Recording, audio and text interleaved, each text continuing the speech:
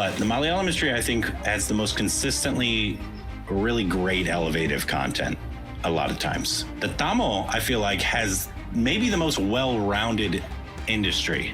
Everybody's trying to do this animal thing now, right? Yeah. Everybody's trying to, because, you know, that movie made so much money.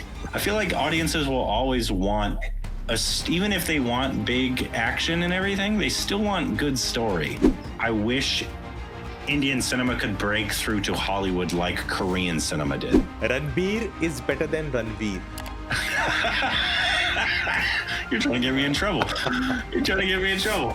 I think over 600 films, I want to say. I think we've seen over 600 Indian films. Like, do you guys think RRR, if India had selected, would have made it? That, to America, is the most watched / important Indian film of all time. Even if we stopped doing the channel, I would still be excited for the next Shah Rukh Khan, Mammootty, Mohanlal, you know, whoever film that releases. I think all of India wishes they had the Malayalam audience, and like what works in the Malayalam industry, like would be an OTT release in the Hindi industry. Can you name one Indian movie? Most of them couldn't, and predominantly the ones that said something said Slumdog Millionaire. Kesari, there was not a case Kesari? like... Yeah. It's not What? Kesari. Kesari? No, it's just sorry. You're wild. What was I saying? So, welcome. First of all, thank you for doing this, Korbin. Of course. From OSR. I have to say, I am actually a stupid baby. I am proud Are I you? can say that. Yes, I've been... That's very kind of you. Thank you. I've been following, I think from the start when you guys did Gully Boy. I went Gully back, Boy? yesterday to your earlier videos because I remember I commented in one of them that, oh, you guys are going to blow up. Check out these, reactions next. Oh, really? And I couldn't find it. I don't know which video it was. I couldn't find it at all. Oh, that'd be cool to see. Yeah, I was just trying to find. I remember I'm writing down next. You should do this. This is the way to go. What'd you recommend? It actually been 6 years, So I was. Oh, really? It's I really hard. hope we would have gotten to it by now. Whatever you recommend. Of course. I think it was all 3 Idiots and the typical ones. Okay, and I wanted to actually something I asked Jaby also. Like, have you ever given it a thought that? Why did it click for you guys? Like, of course, there's so many people reacting to Indian content. I have my own theories, but I'll like to hear what you think. Why we were interested or why we blew up? Why you blew up? Oh, there's probably a whole bunch of different reasons for that. One, even though I think he's an idiot, Rick and I have good chemistry on camera. So like we especially there in the beginning, we still have a lot of energy, but I went back recently and watched some early videos. I was like, we had a lot of energy in the very early years. And so the energy's there, the intrigue, which is real, of what is this movie? Who are these people? I don't know anything about what's going on. It's obviously in the beginning about things. And so there was that element. Obviously, Indians do like seeing people explore their culture a lot of times. And so you have that. But I don't think that if that was the case, I think every American channel that watches Indian content would blow up. And so there was clearly something a little more than that. But my thought is that it's just we're two idiots that have a lot of energy and good chemistry on screen. I think that's the predominance of it, and people like watching, people be dumb. What's your theory? For me, I think something similar to Jaby, that you guys understand the craft, being actors, being on the set, like you understand how a film is supposed to be made and all of that. And I think then from that there's some sense of credibility when you guys say something, like you understand. Like, of course, there can be subjective ways of looking at a film, but I know you're coming from a genuine place. Like you'll not, the basic idea is that I've seen a lot of reaction channels, but some are just praising everything, like everything they see, oh wow, and everything is great, and So I think something when you don't like something and how honest you are, I think that also adds to the credibility, and of course the chemistry, the vibes. That's always fun. You definitely get some emotions in the comments when you don't like certain things. That's we'll sure. come to that. But this podcast series, it's called Life of Movies, and this is basically having to talk to people who have created a career out of their passion for films. Of course, the traditional way is working in a film, but making videos, running a YouTube channel, and through that creating, life out of. And that I would like to explore and talk about. So that's the whole idea of this podcast. And something I think in the Jaby podcast you saw also, I mentioned that the difference in quality. And still, in between Jaby's and ours. Yeah. Oh yeah, and still it works, right? Both work so well. So I want to, because we love to know some Hindi words, right? So there's a term called Kaam Chalao attitude.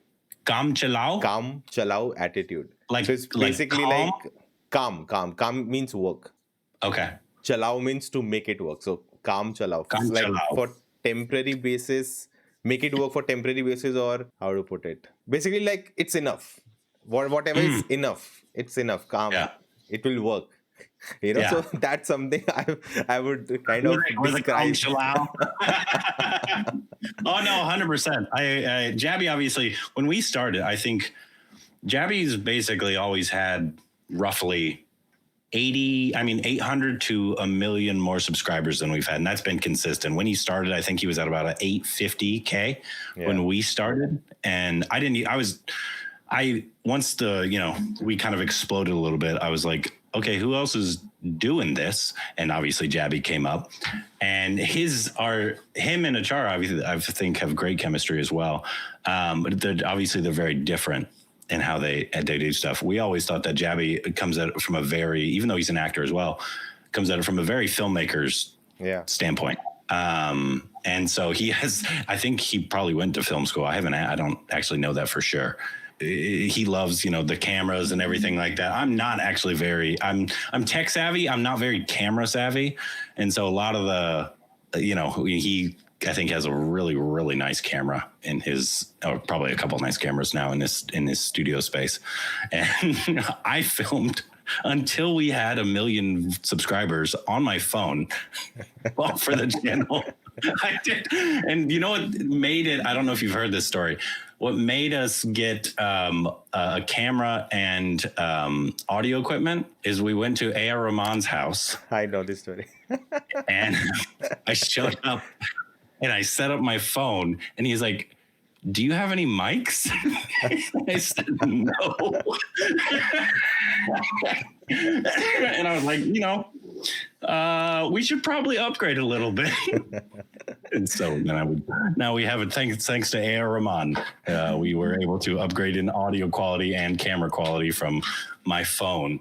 But we had, I think, 1 million subscribers before that ever happened. So you can, if you are out there and you're wanting to start a YouTube channel, you can do it with just a phone camera. It's possible. I don't know if I would recommend it, but you can do it. Oh, I think we have the same camera, the Sony camera. ZV-10. I have a couple now, but I have Sony. I do have a Sony EV10. Is that what it is? ZV-10, yeah. Yeah. Z. You guys say Z, right? Yeah, we say Z. That's funny. That's I have one of those cameras. But that reminds me of the kind of things I used to do while making videos back in 2016, like stacking up books and behind my laptop and put a camera there, and I used to take a mirror to check, because there was no flip screen, so take a mirror to check it's all looking good. We had for a long time. We had behind my phone a standing mirror, and Rick called it the Amir Khan, is what he called it. Because we lost quite a few, unfortunately, reaction videos because I thought it was recording and it wasn't. Yeah. And there were some big ones that we missed out on because it wasn't recording, as I'm sure you've done before as well. Whoever has done this for so long, they have gone through that. They think they've recorded. Like, I remember I've done a review. There's been 30 minutes. I'm like, yes, and I look at it and not pressed record. And it's just a terrible feeling. No, in our last cooking video that we did somewhere, I was terrified of not getting it, and I had 5 cameras set up, and so it's changed. I had multiple mics set up in case one of them failed. And I have like 5 camera setups in this restaurant to get the shot, because I was just like, I don't want to. It's a lot of work to do, and then to not get the footage is just painful sometimes. Yeah. I think the Jaby podcast was like very tough for you guys. Oh no, it wasn't tough. What are you talking about? As in to record it. Oh, you had 6 cameras, 1 top angle. No, yeah, one of them didn't record, and so there's that. It was a whole new setup because I bought another mic, because I only had 3 mics, and so I bought another mic, and then I had 3 cameras set up, and then there was an audio issue with one of the microphones, and so technical wise, it didn't go as smoothly as I would have hoped. I'm sure Jaby was like, "Oh God," giving him a heart attack. You could see in that whole video that he's let's worried about which camera is rolling. Wait, are we sure this is all recording, Corbin? Yeah, no, we're very different. It was a lovely interview. They were great, but he's much more OC. Maybe not OCD, but he is much more tech savvy and also OCD about it. Yeah. I'm just kind of like, I hope it happens. I would like to know that did my podcast with Jaby, I knew you guys were in contact with each other, but did my podcast with Jaby pushed the envelope that, let's just meet together and sit together and talk about it? Yeah, no, I think I've seen your face for a few, because you pop up with stuff. I don't look at really any other channels in terms of like, I don't watch reacts, because that wouldn't make any sense. Because I have to watch it, and so it wouldn't make sense to watch somebody else's reaction, especially before. But I've obviously had seen your face before. I think we'd interacted on Twitter a couple of times before, but I know you'd reached out. But yeah, I saw you did one with Jaby, and so I was like, oh yeah, let's do this. And then, I have 3 children and a wife and other stuff going on. And so, and I'm also ADHD. And so it's very hard to do things in my life right now. You have children, right? No. I was joking. I know you don't have children. But I think something that kind of pushed things very far was you performing that Heather scene. Oh, yeah. Yeah, that was fun.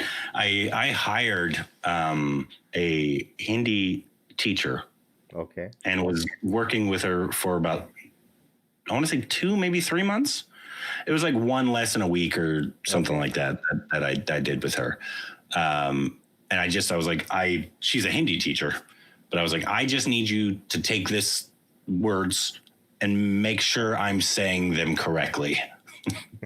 And so we just went kind of line by line, memorizing it until I basically had it down, as hopefully well as I could for that video. But that takes so long to learn. I can learn a script real fast.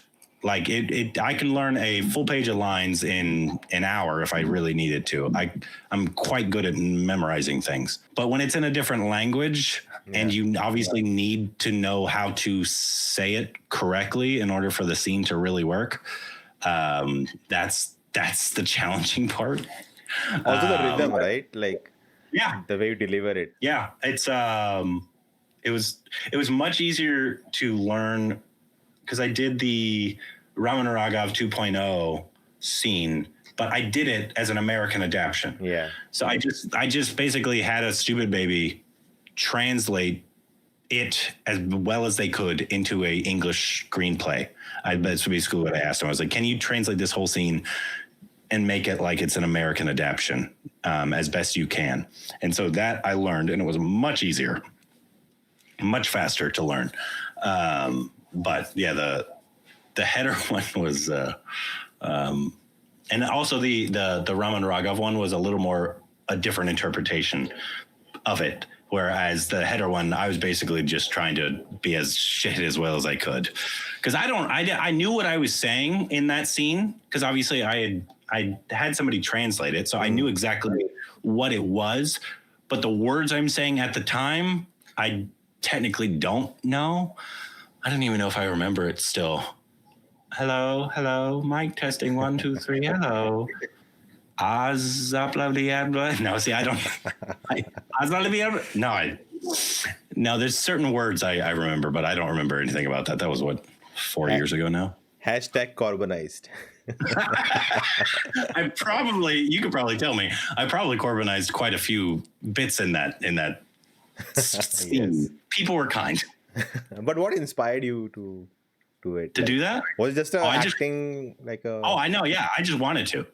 Okay. I also selfishly wanted to use it to, like, if any, like, Indian directors were like, oh, I wonder if you can learn some Indian languages. I can. Here's a video. I did it for you. But mostly it was just because I wanted to have some fun. I love that movie, that scene as well. I love that scene. I think I've loved it since before we saw the movie, like when you just saw I think we saw the trailer for that early on. And I just wanted to do it. And then once we obviously saw it, I just thought it would be a really cool scene to do. And it was easy. At the time, YouTube had, I don't know if you guys have one of these in India. I think you might, but they used to have a YouTube Space here in LA. Yeah. Do they have one in India? They used to. Now I'm not sure. I think they shut them all down. And so it was like free. You can use Red cameras. You can use lighting equipment. And so we used that. That's how I filmed that. I set up a date. It was all free to use. I hired a friend as a director she's a great director. And then we hired some lighting people as well. But other than that, I thought it would be an easy one to do because it was just me. So I didn't need another person to be in the scene with me. And the prosthetics. And yeah, I hired a makeup artist to put, as well as she could, a bald cap over my hair. You could see it coming up a little bit in the video, but it's fine. How long did it take to shoot? Yeah. I think we were there, set up and takedown, I think 10 hours, I think. Oh, wow. So we were basically ready. So in the YouTube Space, you have to, at the time, you slotted out a certain amount of time in a certain studio that they had. And so I think we obviously had to pay these other people that were working for us by the hour. Not the director, she did it for free because she's a friend. But everybody else, you had to pay, them for their daily rate as well. But I think it was about 10 hours, maybe like 8 to 8, maybe. Oh no, that'd be 12 hours, right? So maybe 10 to 12 hours. I don't fully remember, but it was just a part of a day that we did it in. So that was it. It was mostly setup and takedown oftentimes takes longer than actual, since it's just me. It was just me on screen, so you didn't have to get multiple people ready and get multiple people's lines right. Yeah. It was all just on me. So Haider, review of yours was one that kind of made me understand the film better. Like, oh yeah, I was like a late bloomer in cinema. Say it again. Say the name of the thing again. Haider. Yeah. Wow, I've been saying it wrong all these years. I'm worried. What if in the comments people are like, "You are wrong. Korbin was right." No, I definitely probably wasn't. I thought it was header. Hey, you're probably correct. It's probably header. Yours sounds right. Okay. That's his name in it, isn't it? So however they called him, I always thought it was header. Wow, 7 years in. I was like, when I saw the film, I was maybe when it came out of maybe some time back later, but I didn't understand the film in that aspect of it's a film on the Shakespearean play and their own adaptation in Kashmir. So I didn't get it in that sense. But I think many years later when I saw the review, that made me appreciate the film way more. So I think that's something which you add to the credibility of you guys, that the way you kind of break it down. Yeah, no, that film is brilliant. Vishal Bhardwaj, obviously, that's in my opinion his best film that I've seen, at least. McBool and obviously those other ones are also really good, but that film in particular, obviously I grew up around Shakespeare a lot and everything like that, so I'm very familiar with that. And so we got what he was doing. The things we probably didn't get was the Kashmir element to it all. Obviously that Indians would get that. Relations is something, especially at that time, we really only vaguely got the understanding of what people had told us. But obviously that's a very complex issue, and very sensitive issue. And so it was really interesting to have him adapt that in that way. And also one of the great things, I'll never say this to his face because he's an idiot, but Rick is, when he really enjoys something, he is great at articulating. He's a teacher. Yeah. He was my high school theater teacher, for those who don't know. And so he's very, when he likes something, very articulate about it. And and I think a lot of people like this about it. He's very fun to listen to when he likes something. When he doesn't like something, it's probably equally as fun to not listen to him because he's also still very passionate about it, in the negative sense. But I think that's one of another things that a lot of people like about our channel outside of, the funness, silliness, and stuff like that, is that we bring the silliness, but also like certain elements that I've heard, at least, that people hadn't thought about in their cinema before. And so bringing a new perspective, which may be one of the other elements. I can't really say that. Other people might be able to say it, but that's not really something I think about. But I've heard other people say that. So that's wonderful that you were able to appreciate that film more, because I think it's a brilliant film. Talking about Rick, I remember the Anda Anda Dahoon review. The piano. The infamous review, yes. Yeah, that one, it's so stupid because he's an idiot. That it's probably one of the most liked reviews of ours, and hated, because we didn't get to review the film because, Rick was so mad about the piano playing. But it's also made it very funny that we were just fighting for 15 minutes in the entire review, which has happened multiple times before. Which is, once again, I think one of the other elements. Has Jaby I haven't ever, because, like I said, I don't really watch other channels. Have Jaby Nachar ever fought in a review like that? Oh. If they have, somebody send it to me. I want to see it. I'm sure they must have. Like, they're, yeah, I think in the initial years, he used to be mean with her. I think now he is not that. He's not as mean anymore. Yeah. I would love to see it. There have been videos where she's like frustrated with him. So I would love to see a Jaby Nachar fight review. That'd be awesome.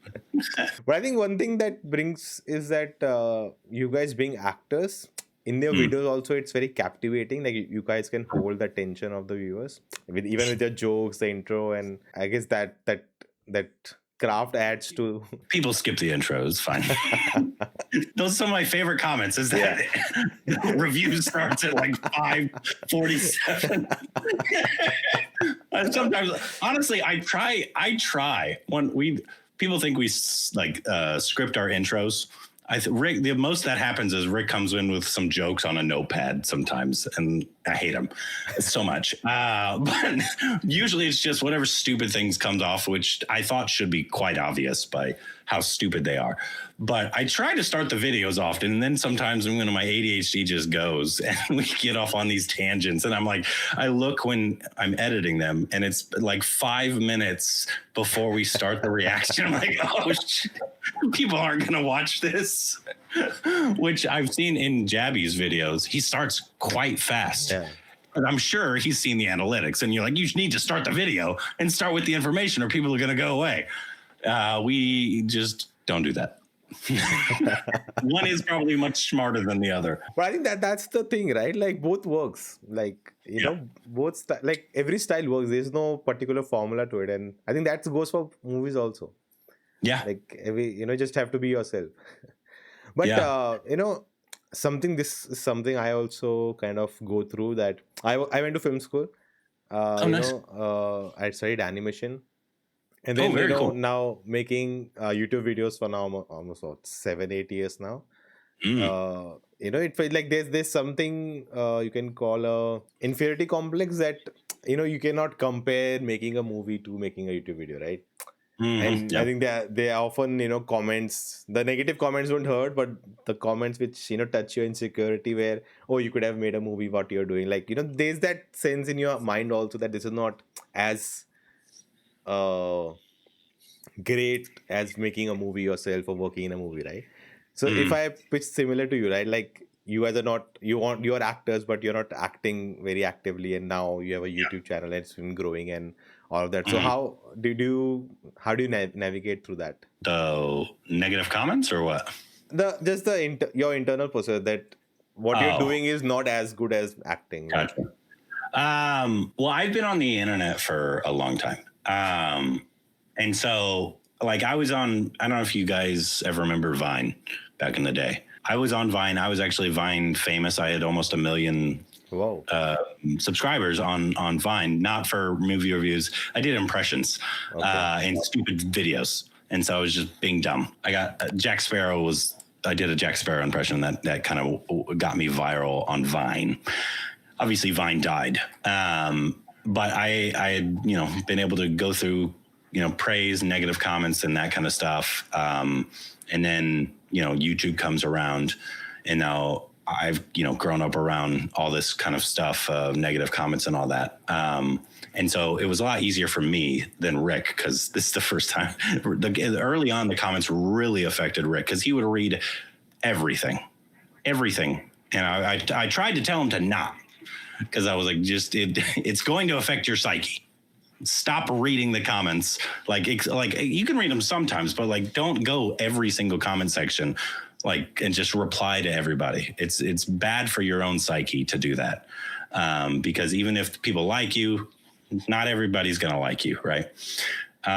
So with the YouTube thing and acting, I've always thought of this as my day job, because Rick and I are both have always been pursuing acting and have worked throughout the channel, just small little things on TV, or Rick has also done theater multiple times while the channel's been around. And so it's always been there's been times where I'll have an audition, or Rick can have an audition. We can't film that day because we got to do what we got to do, or we're on set or something like that. So it's obviously you would love to be as successful in every field as you are in, YouTube. Yeah. But until that happens, there's nothing I can really do about it. So I got too much going on in my life to really dwell fully on it. I got 3 kids. I'm still pursuing everything and all that. So I get where, a lot of people could be bogged down by that thought of, I need to be doing more, and that, which is, probably true. But once again, I don't feel like it's good to dwell on that. Not that you shouldn't, still strive to be better and, follow your dreams. I'm always for following your dreams, regardless of if you've been doing this for, 8 years, or if you're just starting. Whatever you want to do, I think still follow it. But I don't think it's really good to dwell or compare on stuff like that. As Indians don't like it when you compare their movies to Hollywood movies. They hate it, as you know. That is one of the first things I remember. If we, in the first trailer reactions when we started, if we compared anything to a Hollywood movie, people, as you know, do not compare this or whatever actor to, VJ to Tom Cruise or whomever it is. It's they get very upset at that. Do you get upset at that? No, I don't. Your reference is that, right? Like, how would you talk about something without your reference? I'm not saying it's this. I'm saying it's like that. But I feel like many times it's almost you have to compare because they have taken it from Hollywood, right? Like, be it the Hollywood has been the front runners in developing cinema. Of course, everything else we have to borrowed it, and then maybe later someone came up and made something unique out of it. But most of it we take from them. And it's like a lot of times when, I don't know if it's you, obviously, I don't really like I said watch any other channels, but like when we say stuff, we're like, oh, that was similar to this scene or this movie. I'm not saying the entire movie is, but if a lot of times, like if you just reference anything Hollywood, they're like, why are you comparing? I'm like, I'm not. I'm just telling you what I'm thinking.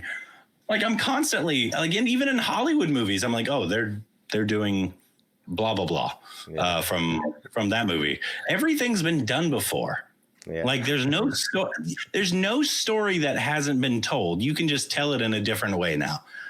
That's like, I feel, isn't there famous director or writer or something that's basically said that like every story has already been told. You just now need to say it in a different way. Like every story is this. I don't know who it is. If it was Tarantino, he'd be upset at Paul Dano or something like that. I know about that, but I don't know what the real drama is. It's just Tarantino is an idiot. But I think it goes with cinema also, right? That, like, you know, I usually videos, oh, this film actually copied things from this movie and that movie. I'm like, it doesn't matter. Like, if you take Sholay, there are actually 10 films it has taken reference from, but it made it all work in a single story. That's what matters. Oh yeah, Sholay is great. I love Sholay. But yeah, that is not a ripoff, but like it is clearly inspired by 10 different Westerns. Yeah. Like if you've seen those other Westerns, you know exactly what, not the Hitler thing. That wasn't in any Western. Didn't that guy just pass, the actor who played Asrani. Hitler? What was his name? Asrani. Asrani? Yeah. Okay, gotcha. Yeah, somebody. It was right before Dharmendra, right? Yeah. It's been some time. It's been some time. Yeah. Oh, is it? Oh, I thought it was. Yeah. I thought it was recent. That was. I don't know. We're going on a tangent here, but that was a shocking. I think that was first year we saw Sholay, and we loved it. But that whole sequence was shocking from a Western perspective. Yeah. You don't really ever, outside of really old movies, when like World War II was going on, and they would make fun of Hitler in those like Duck Soup. I don't know if you ever seen Duck Soup, the Marx Brothers. No. They would sometimes do that, but in like it's usually not done in a outside of what Tarantino did in Inglourious Bastards or something like that. Usually not done in the Western to make a funny little Hitler joke, like somebody dressed up as basically Hitler. That's a wild one as a newbie to Indian cinema. 7 years ago, that one was one of the most memorable scenes I've ever seen. I think one of my all-time favorite film is Jojo Rabbit. Oh yeah, and that was a more recent. Yeah, of course it was Taika Waititi. Yeah, that would. I wish he would. What's he been doing? Has he just been doing Marvel? Nah, now even Marvel is not happy with him. So yeah. It's so unfortunate because he was like one of the really up and comers for a while. I love him. I think he's hilarious. Thor Ragnarok. That was so much fun. And then the next Thor he made is just like one of the worst films. I don't think I saw that one. I love What We Do in the Shadows. I love Jojo Rabbit. I like Thor Ragnarok. I love him. Flight of the Conchords. I don't know if you ever watched Flight of the Conchords. That's where he got his start, really. Okay. It's on HBO. It's they're a comedy music duo from New Zealand, and they had a HBO show for 2 seasons. That's where he really got his because I think he was a writer or director on a couple episodes of that. But yeah, no, I like Jojo Rabbit. Sorry. But talking about HBO, what do you guys think of the whole WB, Netflix, Paramount? Oh, it's awful. And drama. It's awful. No, it's I don't even know what's going to happen. It's just it's unfortunate that Hollywood's dying, essentially. We're just gonna all go to streaming, or the movie theater experience is gonna. Warner Brothers, one of the most storied studios in cinema history, is about to maybe go to Netflix. That's quite unfortunate. And I like things that Netflix has done in terms of some movies and streaming and stuff like that. But it's, no, I don't like it. I don't like it. Surprisingly, until recently, Disney Marvel became such a big thing in India. I think Warner Brothers was the biggest studio known in India, at least, of Hollywood. It has like mark in everyone's mind. Oh, it is Warner Brothers film. To see them like kind of deteriorating in a sense, it's hard to look at. Yeah, it costs a lot of money. I wish India could teach Hollywood how to make movies on a budget. Oh my God! What did Dharmendra? Not Dharmendra. Sorry, Dhurandhar. It costed what? $33 million. How much? $33 million. Yeah. Both films. For both films. Yeah. $33 million. That's ridiculous. I don't know if you know, it was supposed to be a single film, and then they decided, because they had like 7.5 hour footage, and they decided to let's just make it 2 parts. That's what Anurag did with Gangs, right? Yeah. Similar Bahubali. It was supposed to be a single film, and then they decided to break it down. Yeah, I feel like Hollywood used to make a lot of, like, they used to do one big movie a year, or one or two. And then they would do like a $50 million one and a lot of $10 million ones or less. Yeah. And that's why a lot of these like family films came out back in the day, or rom-coms. And they just don't do it. All that small stuff has gone to streaming. And that's why they're dying, essentially. It's quite unfortunate. But Dhurandhar was great. Hold on. I'm saying Dhurandhar. How do you say it? Dhurandhar. Yeah. Dhurandhar. Like more emphasis on the, like, I don't know if you heard the title track. Yeah. I'm sorry, I saw the movie. Okay, spoilers for Dhurandhar. In the last car scene, the action scene, so that time the song plays. Okay. Which became quite popular. The song played in the first teaser that came out for the film. Okay. So in that, if you just hear, they say Dhurandhar, like that's in the lyrics. I can't say that. Run.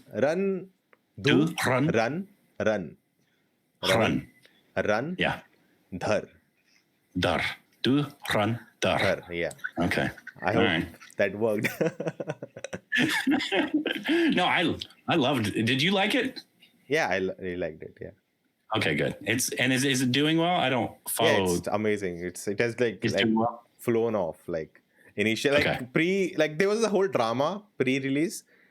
Suddenly people are saying there's no hype and no bookings, and nowadays I just hate that everything is like tracked and it become a news that only this many tickets are sold before the release. Like, why is it a news? Like, let it happen. And then that whole Ranveer thing that he did the face with the so nobody's talking about that anymore, though. Yeah.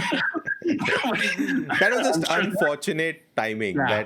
I don't think he just meant it to be. Oh no, he was not. He was not at all. I said that. I was like, I'm sure it's just because he's an Indian and he made a comment that he probably, or a face or whatever he said that he shouldn't have. But I was like, if it was like all the face, I'm pretty sure I've tried to do that face on the channel before, because I liked when he did the whoa thing in Kantara. Yeah. I guarantee I did that. And so I don't know what the whole scandal was, but I'm sure they're happy that they're not talking about it anymore. I think what made it worse is that he called it a female ghost. And it's actually not a ghost. So like that also kind of... Is that what it was? He called it something... a female ghost instead of, And so they're like, you didn't even watch the movie? Is that what they're saying? Yeah, so that kind of questions his intentions in a way. Gotcha. But it was unfortunate. But so there was a lot of drama, and then the film came out and just picked up and houseful. No, nobody's talking about it. Nobody cares. So all that is... And then this other drama will come later. This year has been interesting that the bigger films have failed. The ones you were expecting to do a lot of money, they have not done well. And the smaller films like a Sayyar, I don't know if you heard about that. Yep. Are you guys reacting to it? We did. Oh, you did? We just did. Stephanie? No. Okay. That should have been with Stephanie. We didn't really like it. Oh, okay. But yeah, it was, I liked the main two leads. I thought they were good. Especially the girl. I thought she probably has a very bright future ahead of her. But it was very... melodramatic? No, that's not... It's just generic. Like, it was not... Rick had a funny guy. He's called it cinematic baby food. It was one of his best little disses that I've heard from him before. But I get why, like, it was, Bollywood escapism, great songs and all that, but the film didn't fully work for us. But yeah, for the year though, it has been overall, not just Bollywood, a bad year for big Indian cinema outside of Dhurandhar. Yeah. Dhurandhar. And what's the Vicky one that came out this year? Java. Yeah. Those two are probably the two best. Everything else has been almost just bad. From Lucifer 2 to Thug Life. Thug Life, terrible. War 2, awful. Coolie. That's probably the best of those ones, but it's still not good. So it's been an interesting year that there's not, outside of now because of Dhurandhar, that there's really not been. I think it's actually been a great year for Indian cinema, though.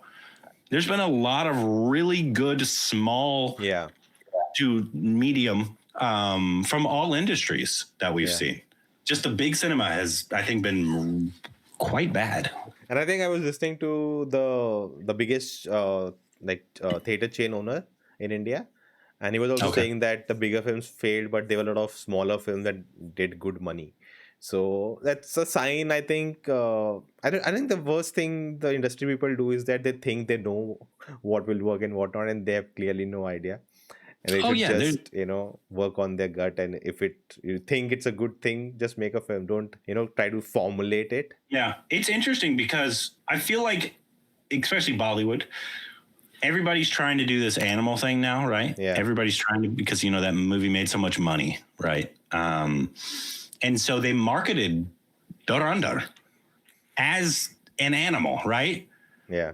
And spoilers, I mean, I'm not giving really anything away, but if you haven't seen it, please go watch it. It's a great movie.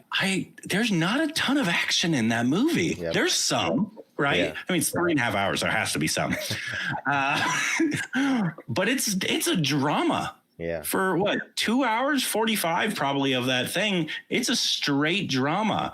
And so I think it was probably smart marketing wise to market it as maybe the next Animal for the mass audiences. But then they go see it and they're like, oh, this has so much story and so much heart and so much the great characters by, Ranveer, Akshay Khanna, Sanjay, not Sanjay. Sanjay? Yeah, Sanjay. And so I think it was really smart of them, but it's clear that they know what at least they think audiences want, is they want the big. And I feel maybe mass wise, but I feel like audiences will always want even if they want big action and everything, they still want good story. And I feel like oftentimes is where they fail, is they only want to feed, like they want a big action piece every 15 minutes. And the story is like, well, why do I care about anything going on screen? Right. Yep. Sometimes. And that's not just Bollywood. That's every industry. I've seen every single industry outside of Assamese and Marathi and Bengali do that. And I've only seen 2 Punjabi movies, so I can't say for them. Do you watch Punjabi movies at all? Not many. It's just not like I'm not. It's more language. Like a lot of things, the way they talk and the words they use, it's the more fun. And I've not grown up, in an area where I used to in that where this language was very prevalent. I've always been living outside. So what languages do you speak? English, Hindi, the local language of Goa, Konkani. I can speak. So I spent 15 years in Goa. So in school and all, I caught up the language. Then Marathi I can understand. Then Punjabi I can speak and understand. I learned French for 5 years. So wow. So that was part of the school. Like you have to take one language. So I took French. So French. Right now I'm totally not in touch. But yeah, I've given my exam in that language. So gotcha. And so you've always grown up in Goa? So I was in near Delhi. Delhi. That's where I was born. And then I think in 2010 we moved in Goa. So it's been 15 years. Work and stuff? Yeah, my father's got a job here. Okay, gotcha. Yeah, grew up, studied here, then went to Mumbai for film school. Then COVID happened, came back, and now continuing the YouTube journey. And you're Sikh, right? Yeah. And do you say it's Sikh or Sikh? Sikh. That's what I thought. But then, because that's what we were told early on, is that it was Sikh. But then other people were like, no, it's not. And I'm like, wait, I'm pretty sure It's people not told Sikh. me That I no, can it's not confirm. It's not I Sikh. think somebody told me that like for maybe they did that for like the Americans because obviously when we are ill we say we are sick Yeah. here. So I think And the so difference is it's SICK and SIKH. So there's a k at the end. Sick. and we don't really have that. So that's here. I wanted to ask. We ask all the time. How many different colored turbans do you have? Oh, many. So this is Is a it like different solid? one. This is like a pattern one, which is the smaller in length. It's almost 2.5 meters. Okay. And there's a bigger one which you see multiple, like lines here. Here or Okay. here? This side, yeah. Yeah. Now you can, I don't know if Yeah. you can see it. There are 3. Yeah, I can see it. Yeah. So the color, in one color, solid color, then you can have 6, 7 according to the length of the turban. 6, 7. Sorry. I have kindergartners in my house. No, do you have like over 100? No, not 100. No. Okay. No, 100's too I've much. always been like fascinated by like how like is it just like shoes? You just want as many patterns to go with as many things that you're wearing essentially. Do you match them with what you wear? My father doesn't like a lot of colorful ones, so he like beige, white, black. Yeah. Like so it is brownish a bit. So he'd have all those colors. And some people they like to flaunt the colors, so they'll have each color for every dress they have. So like, now it has become kind of a fashion thing also. So yeah, now it's become. Is that more recent? Like incorporating it into your fashion is more recent. Yeah, I can say last 10 years. Yeah, it's been like now they have different styles and thousands of things now. So I don't even get into that. I'm not too much into, try to make it amazing and try different things. Oh, that's great. I'm very minimalistic. So there's actually kind of, how to say it? There's a sense of responsibility, you can say, when you wear the turban. The big one. So when I used to wear that and kind of make videos and you make faces, you make thumbnails, and it just felt wrong or it didn't feel nice. And I thought I'll try this one, and then it's the pattern one, it kind of became an identity for me. So I'm like, it's more, you can identify me easily. And I thought, okay, this is much better, and this is it's not as the label of, oh, you have to be responsible. That I can have fun, I can be light. It's light basically. So that also helps.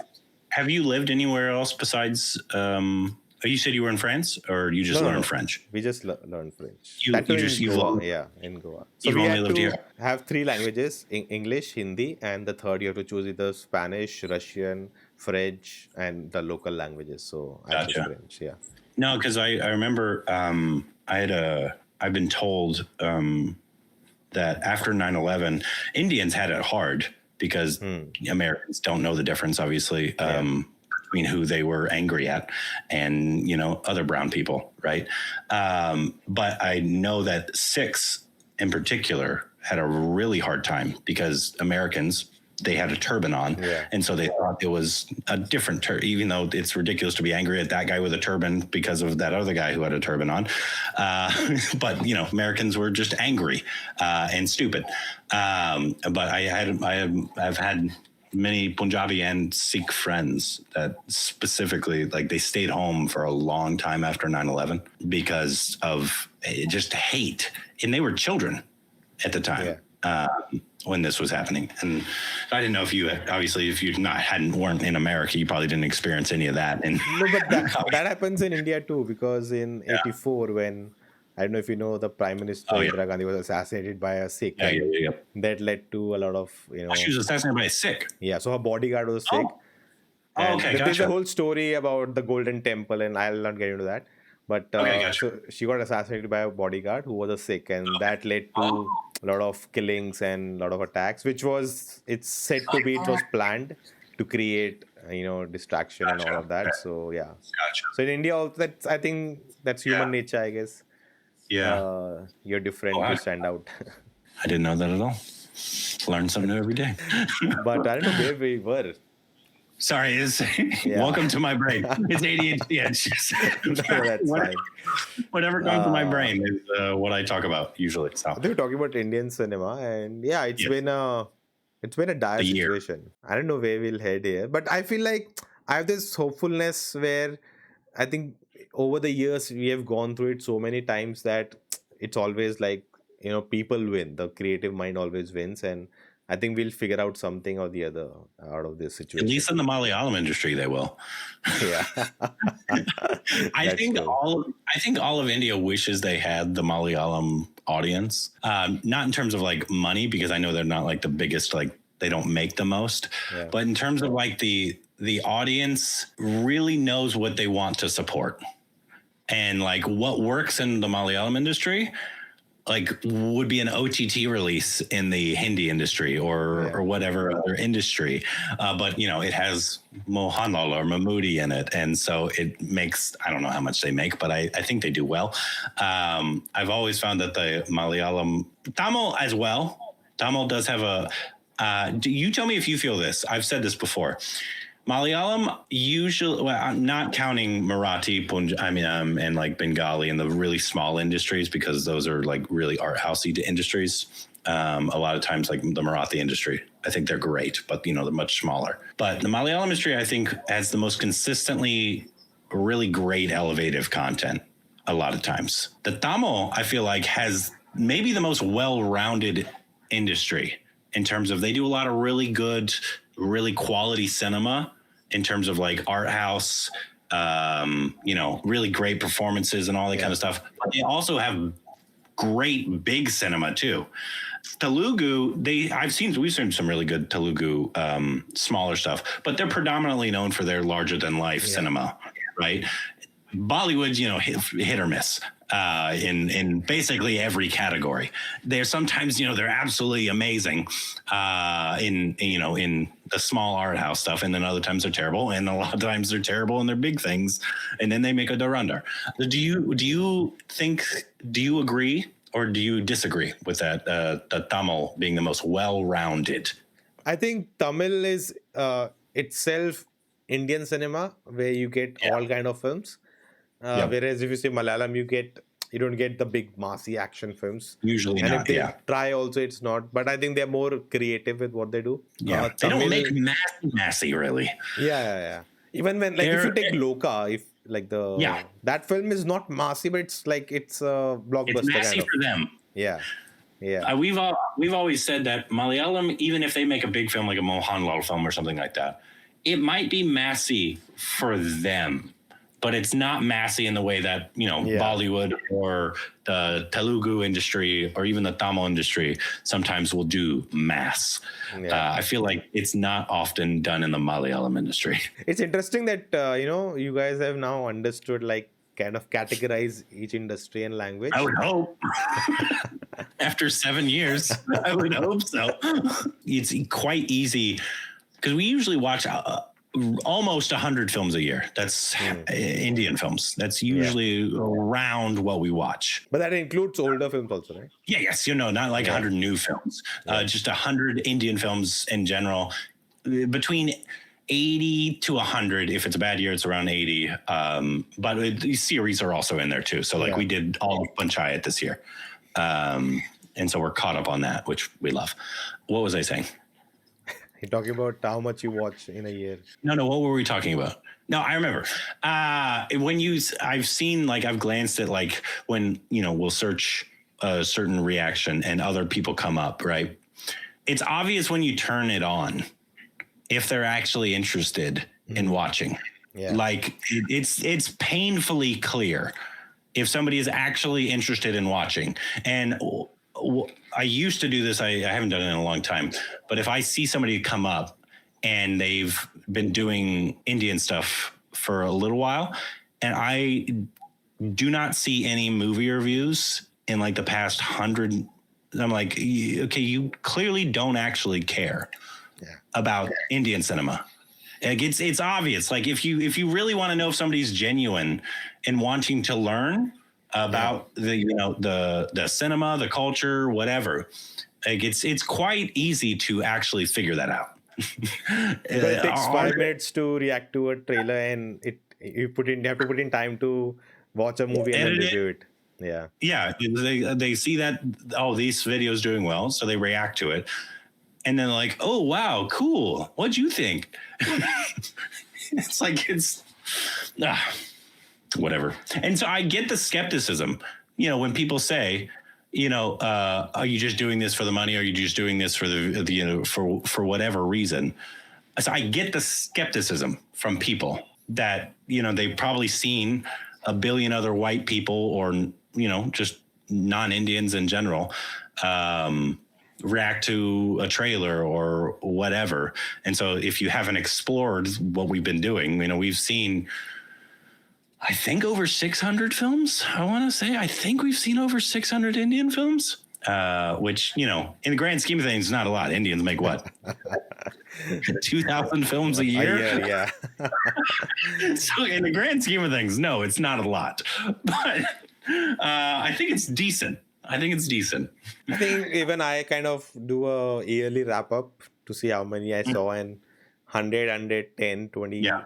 That's where but new films, like all new films. All new films, yeah. Yeah. But I guess you guys don't get all those films near you, so no, we don't get any Malayalam films near us. Wow. At all. So like if there's a new trailer and it's Malayalam, I just know for a fact we do not get it. We will always get, as long as it's big enough, Bollywood usually, Telugu always. Apparently the Telugu audience in LA is larger than others. But I also think it's ignorance as well.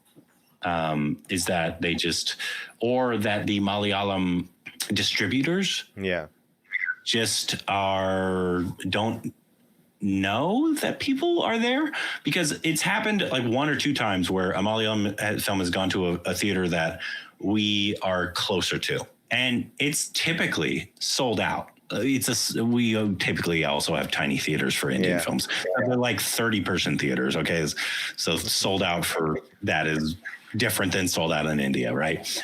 But I feel like it's ignorance, and I wish they would bring more, because I feel like the audiences for other languages outside of Telugu and Hindi would support more stuff. But, I'm sure it costs a lot of money to distribute a movie all throughout the United States. Forget LA, like it's how many 1,000 kilometers away? I don't get it in Goa. Like last few years has been much better. Are you right next to Kerala? No, I'm north of Kerala, quite north. Yeah, no, but the state is next to Kerala, right? Isn't it Goa then Kerala? Goa, then Karnataka kind of touches it, and then Kerala starts. So Karnataka's in between you guys. Yeah. Hold on, I'm zooming out on my. No, I believe you. West. Bangalore is quite in the center. Karnataka. Okay, there you are. Does Bangalore touch the coast or no? No. Bangalore is the mainland, yeah. I can't tell the borders here. Oh, Bangalore's a city, not a state. Yeah. Bangalore is the capital of Karnataka. Okay. So it goes Goa, then Karnataka, and then even still, you guys are not that far from each other. Guys, I don't think it's about it's not about the distance. It's more about a lot of politics in distribution. So Goa is divided into two, north and south. I live in north, and north we have two big theater. Okay, and then south there is one big theater, the like a national chain theater, and then there are a few local theaters spread out. If a film comes, they either put it in north or they put it in south. Why? That to one show. I don't know why. Because they just think south has more audience, so just put a show in south, and then I have to travel 80 kilometers to watch it and come back. How many? 80. What is 80 kilometers in miles? 49 miles. 49. Yeah. My stupid American brain can't understand kilometers. Sorry. But is that far for you? 49 miles? Yeah. For a movie, yes. For a movie, yeah, that would be far. Because how many miles away from me is Anaheim? Anaheim, California, is about 53 miles away by car. So that's longer than what you just said, by the way. That is Disneyland, right? Okay, so if you're familiar with Disneyland is essentially 53 miles or 80 some kilometers from my house. So it takes 2 hours to get from my house, and I live in LA. Anaheim it's technically a different city, but it's all essentially, that's just on the southern part of LA. It takes 2 hours each way. And so usually the only place that sometimes plays Malayalam movies is in Orange County down by Disneyland. People are like often tell us that, oh, it's not that far. And I'm like, that's so, Indian movie, right? Maybe 3 hours long for the movie. 30-minute review, possibly. 2 hours each way. That is a lot for just a movie, right? Yeah. I think people don't realize is that it's not just about that watching the movie, it's about the distance and the other things you have to do on the day. To take care of. Oh yeah, and in LA it's all traffic too. So you're sitting in traffic for 2 hours. But yeah, it's and also the United States is massive. People don't realize how large the United States is. It is massive. But then what politics is it? So this distributor wants this many screens and you didn't give me that many, I'll not put the movie in your theater, and I'll put a lot of shenanigans. Like, I hate the thing that there's a middleman in all of this. Theaters should directly, there should be a platform where film should be we have a film to release, here it is. Theaters okay, I want that show, I'll give it this money and that much you pay and done. I don't know why there's a distributor in the middle who takes the things from the producer, take the money and then go to theaters and gives them how many shows. And so there's a lot of politics in how many shows I'll give you. A Mammootty film came out recently with Dhurandhar. So there was just one show of that movie, that too at 9 a.m. in the morning. That's it. I know who will show up for that show. Everyone has work to do. Yeah. It doesn't make any sense to put just one show, that too at 9 a.m. So I already booked Dhurandhar. I watched it. Yeah. Then the next day, I found out they're playing. Then next day I went in the morning and watched it. So I had to wait a day. And was it good? Yeah, it was good. Okay, good. His performance was quite good. No, yeah, I've heard about that one. I've heard about Eco from Malayalam, which I haven't seen either. I've seen you on Twitter sometimes say they don't have subtitles sometimes for these films as well. Oh my God. So yeah, that's a big issue. Some films that's ridiculous. Every state in India speaks 14 languages? Why wouldn't every show for I don't care what it is. It's also mismanagement. I think Malayalam is now sorted. I just faced it maybe 6 months back, but that too it was playing at a local theater only. So that also happens, right? So the thing is, the national chains have a rule that if the film is releasing in Hindi, you have to put it on OTT only after 8 weeks. If you don't do that, we'll not release your film in any language in your chains. So that's a deal. So what a lot of Tamil films do, that they're like, no, we'll take a lot of money from OTT and we'll just release it in 4 weeks. That too, the bigger films, like a Vijay film or something like. So they don't play it in national chains at all across the country, except South. And if I want to watch that film near me, I have to go to a local theater where there'll be no subtitles. It's all just a mess in that sense. It's also ridiculous that they release films so fast. Like, if you're wondering what's probably hurting box office, it's the fact that the audience knows in a month they could just watch it on streaming. I get it. It's probably for, India loves torrents, right? I'm sure that's the reason. But I think the thing is that so what happened, right, with COVID, there was no theater and you want money, and OTT was just throwing money, lots of money on people. Just give us content. Yeah. And what they did was, okay, we'll make a film, we'll make a project, we'll get this much from the OTT, and whatever it does on theater, it doesn't matter. If it does anything, it's a profit for us, but we'll cover our money. So they stopped putting effort into making the film for theater. And now they release that film, it doesn't work at all, but they are assured of the money. Now the OTT don't have the funds anymore. So they have backed off. And now they have the project with them. They cannot make anything from the theater. And if they don't put it out, the 4-week thing, they don't make any money at all. So the cycle has kind of ruined everything. So Dhurandhar is going to go in a month. You think it'll be on OTT in a month? 8 weeks. They have to, because the part 2 is coming soon. So they want the film to be out for everyone to watch. So let's see. 8 weeks definitely, because Hindi films now do 8 weeks. They don't do 4 weeks at all. That's better. 4 weeks. The only thing 4 weeks is good for is people like me, who will it drops and people are still excited about the movie, and so we watch the movie. Yeah. But I think it's better for if you're wanting movie theaters to make money or movies to make money, audiences can't know that your movie's coming in 3 weeks to streaming. Why would they go spend, I don't know how much, movies are in India. How much is a ticket? So Dhurandhar morning show was 260, which would be around $3. Oh my God. And the night shows would be like $5-6. So That's depressing. That's very depressing. I paid, I think, and this is probably what Indian distributors love about the United States. I think they were $18 a ticket. whoa. For Dhurandhar. That's what? $18. 800 and yeah, that's around 1,400 rupees. That's the IMAX rate if you go for a night show. Yeah. Oh no, IMAX rate would be $25. And I've seen Indian movies, new ones, for some reason, because a typical regular movie ticket is $15, is around there in LA.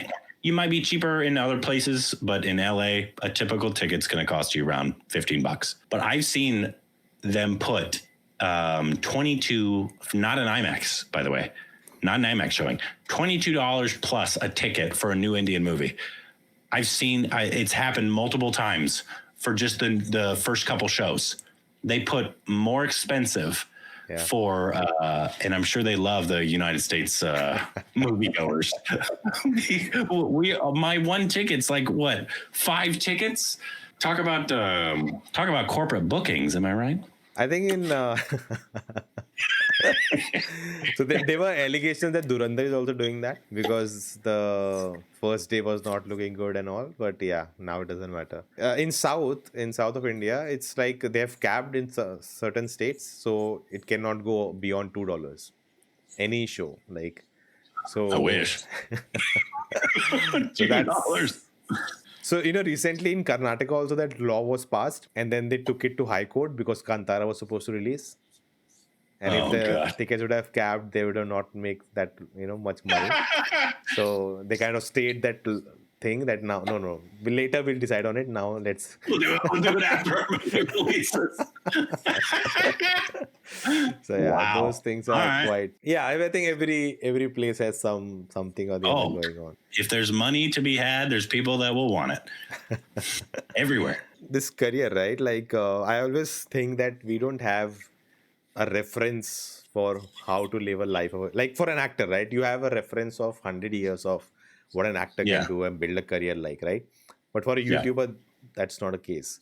So, that's something I also face. And I want to ask you that, married with kids and you're running a YouTube channel and what next, way to take it, like all these things, like what's the future and like, what's the career path? Like, it's not like a job, right? Where you get promoted after a year and your salary keeps going on. It's like every day you have to struggle with it. It's kind of a business, but not business as in it doesn't go exponentially, keeps going and one day you can settle and it will take care of itself. That's not the case at all. You have to keep, churning out content. So if you don't feed it, it's not gonna do anything. No, that I've like I said, always looked at it as a YouTube specifically as a day job, and a day job that I enjoy, and it's wonderful because we've said it before, we wouldn't continue watching Indian movies or Indian content if we didn't enjoy it.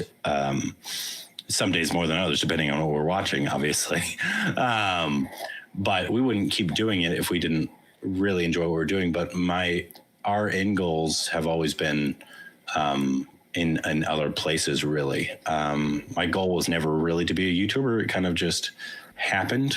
Accidental. Yeah, really. I mean, we had the channel, but we were like doing Hollywood movie reviews just because that's what we always talked about in terms of together. When we were together, we just talked about movies. And so I was like, hey, let's make a YouTube channel, stupid YouTube channel, and talk about movies.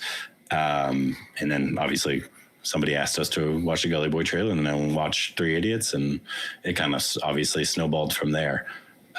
But in terms of like career, I mean, I'll keep doing it until people aren't interested, or I don't have time really. Like if Rick or I get like a series and there's like that we're regular on or something like that, and you just don't have any time. And so then you could see stuff like ending. I wouldn't stop watching Indian movie. I'm hooked now. It's like, even my wife, obviously, and she's not even on the channel outside of a couple, movie reactions, Shah Rukh Khan movie reactions, because, she loves that man. She's, hooked as well, which it's just now part of our cinema intake.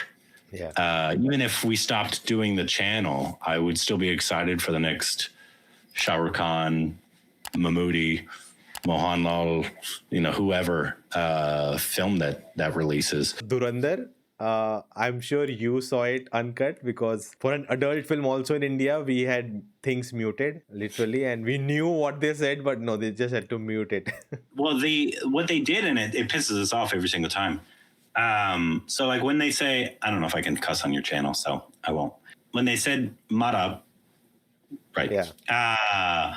They said like "darn you," like they wouldn't sub Yeah. the curse words, and I don't know why. They censor even the subtitles. Well, like we don't have a censor board here, right? Yeah. And so I don't understand. Maybe it's because it's subbed in India, and so they think that they shouldn't, even though they don't bleep the word though. Sometimes they do. It's happened before, and it's annoying. Sometimes they bleep the word, but they didn't in Dhurandhar. They said the word, but they don't subtitle it. And so anytime they said it, we obviously know those words now. And so we get angry every single time it happens. Rick thinks it's because they don't submit the films to the rating board here. And so they're not rated, I think, here oftentimes. And so Rick thinks that since they don't have to submit to the rating board, they have to make everything in the subtitles PG, which is like children. I have a very basic answer to that. It's just lazy. They just subtitled for the one, like the Indian version, and they just pasted the same for your version without the beeps. So I think that's it. There's nothing more to it. Yeah. You talk to some of these subtitle people? I know one who does for Malayalam, like a lot of Malayalam, and he does a really good job. So I think most you would have seen his work, but I would love to do a podcast with one of them. Just ask them a whole bunch of questions. I would love to talk to somebody on the censor board. Like I have this whole, if I was in India for at least a little while, or if I live there, I would do a lot of stuff. There'd be a lot of different kind of content coming out, but I would love to do just a podcast series with not big artists, not like A.R. Rahmans of the world, but like the smaller artists, or the smaller people that work in the industry, like the subtitlers or the small union workers, or in India doesn't have a lot of unions in filmmaking, but there are some. And so I would love to talk to, and just like the censor board, or find somebody who's on the Oscar submitting committee, talk to them. I asked Anurag about the Oscar committee sometime, and he's like, nobody knows. nobody knows who's on that board. So it's like the process is like there's a Film Federation of India. Yeah. Every year they choose a panel of 12 people, which consists of directors, writers, DOPs, and all these people from the industry itself, who are mostly irrelevant. And then they combine them, and anyone can submit their film. Anyone. You just have to pay the fee. Like I can make a video of just me sitting like this, get it rated, and I can submit it. That's how the process is. Something fell down behind you. It's Magambo. Okay, maybe he's not Kush now. He's not Kush. Listening to that. But yeah, any film can go do it, and then from that they shortlist 10, 12 films or 20 films, I think, last time, and then they choose one. I'm surprised they chose Homebound, honestly. Yeah, I'm really surprised they chose that. It'll be interesting to see if that gets shortlisted. I think it has a shot, but it's also a very strong year for other foreign cinema that I've seen. It's Martin Scorsese, right? So maybe Martin Scorsese. It does have some backing, so that's cool. But he can only do so much. People have to watch it, and there's some really Homebound won't win at all. Because there's just there's films that could be nominated for Best Picture in the foreign category this year. And so it's a really strong year for the foreign category. But I have hope that it'll be shortlisted. We'll see. That should come out like probably next week. The shortlist, cool. I believe, should be sometime next week. I really follow whenever Indian film is there, I really follow Oscar. And I actually wanted to ask you guys, because you guys talk about it so much. Like, do you guys think RRR, if India had selected, would have made it? Yes. Nomination or even win it? No, it wouldn't have won. That was another strong year. I think.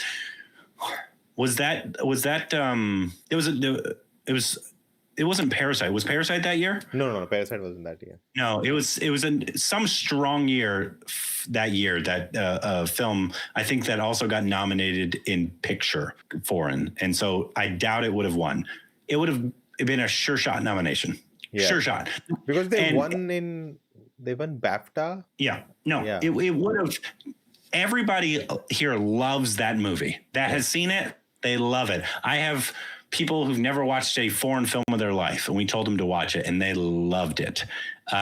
It was a cultural, like, that to America is the most watched / important Indian film of all time, because most Americans have not watched an Indian movie.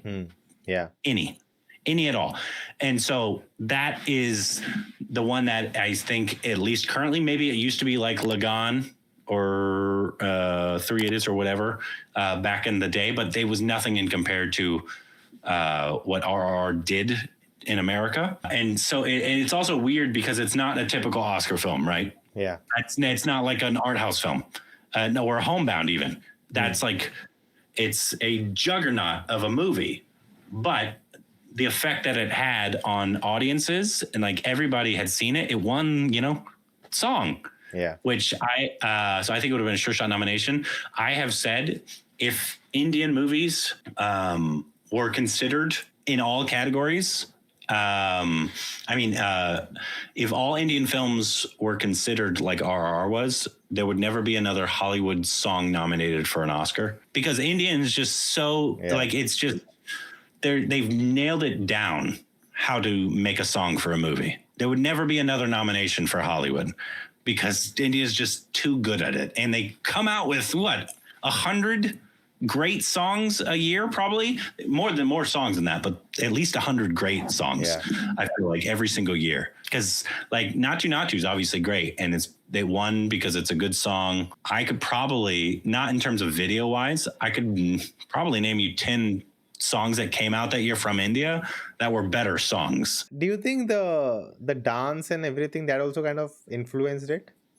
Well, 1,000%. Because that was, like I said, a lot of people's first exposure ever to Indian music. People do not think about Indian movies ever. They predominantly, I did it early on. I asked 100 of my friends or colleagues, can you name one Indian movie?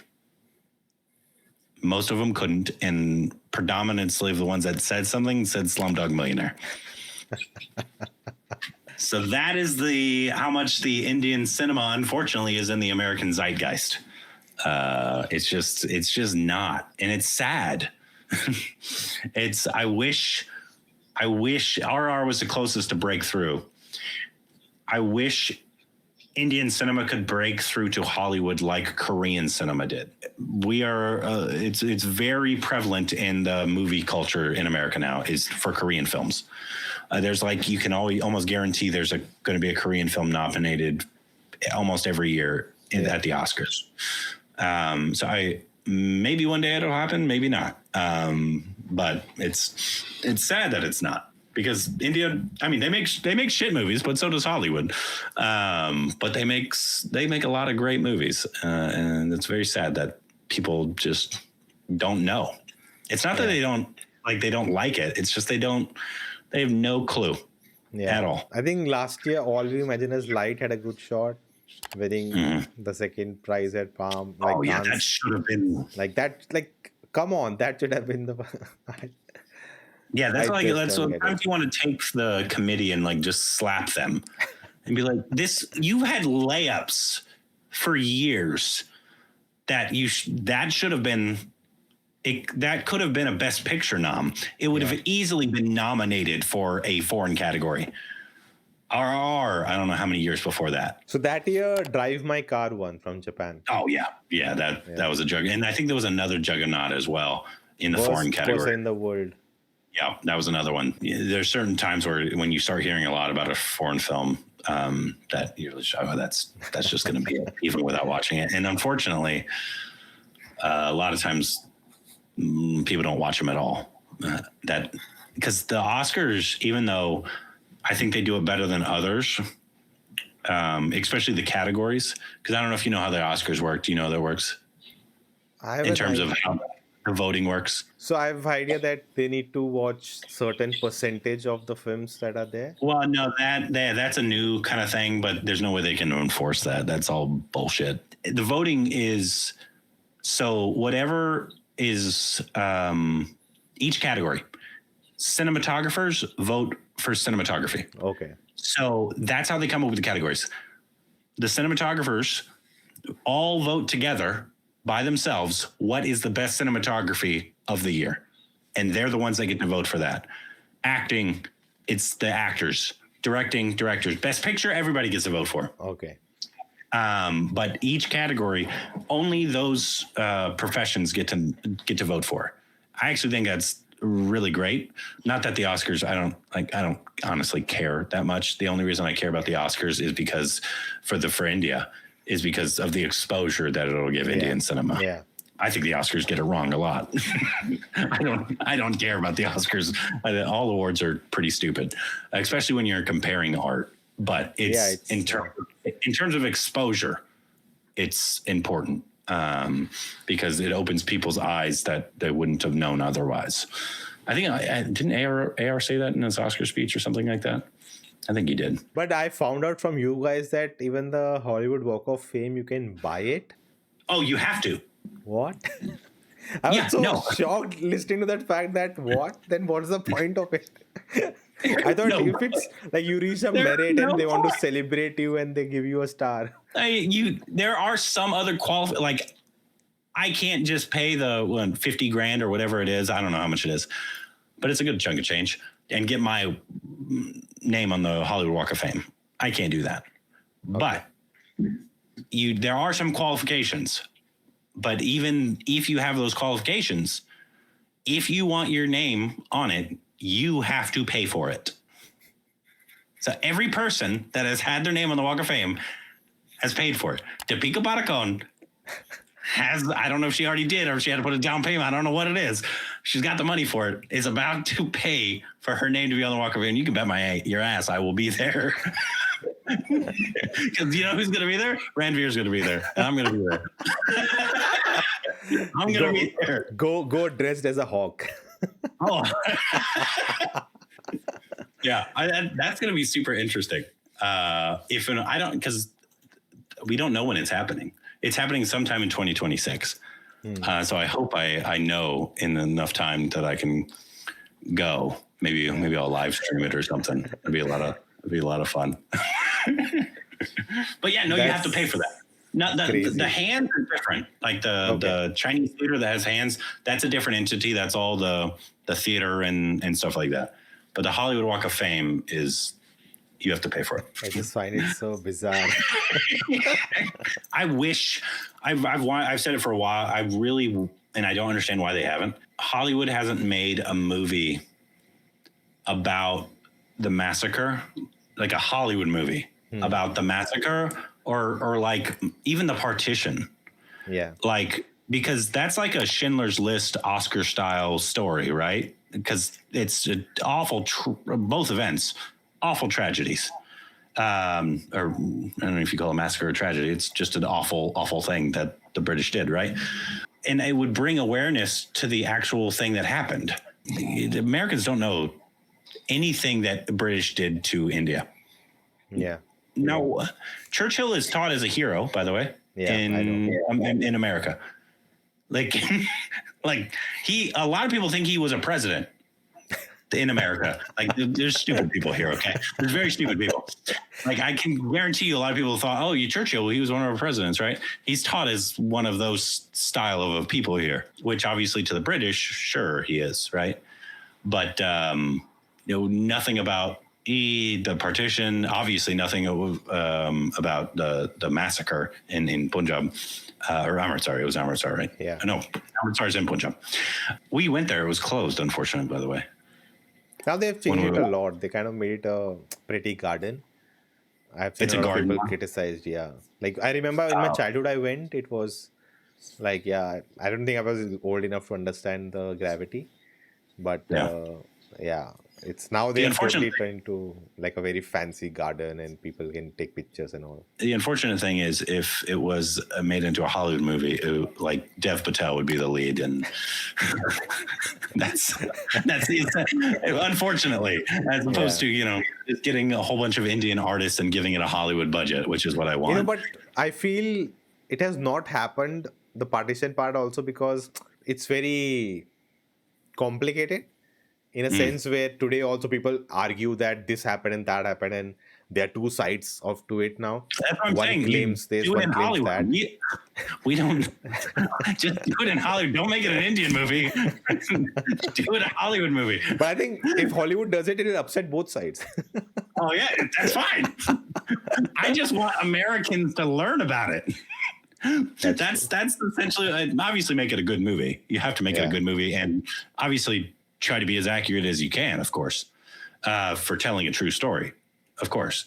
But I just need people. There's a lot of stories, not just those two. Obviously, those are two really big ones. That are awful, tragic events, and would put. A lot of times, Americans don't see the British outside of if it's against America as the bad guy in movies usually. Because they're like one of America's best friends, and so unless it's when we beat them, they're usually the good guys. Unless they're in a Bond movie, then they're the bad. We were taught about American Revolution. We had a whole chapter on it. Like a full chapter about the Salt Treaty. When you threw the salt in the Boston, what was it called? Boston Tea Party. Yeah, Boston Tea Party. So we learned all of these things, and how things unfolded in Revolution and Abraham Lincoln, and kind of studied all of it. So it's okay. I don't know. In the beginning of the channel, and then when I did those videos, when I asked a bunch of my friends, I asked them to name one famous Indian, historical or otherwise. The main one that comes up, of course, is Gandhi. Yeah. Other than that, nothing. If they know one, it is Gandhi. And that is it. And they don't know anything about him also, by the way. Usually. It's usually like they might have seen the movie Gandhi with which I actually have never seen.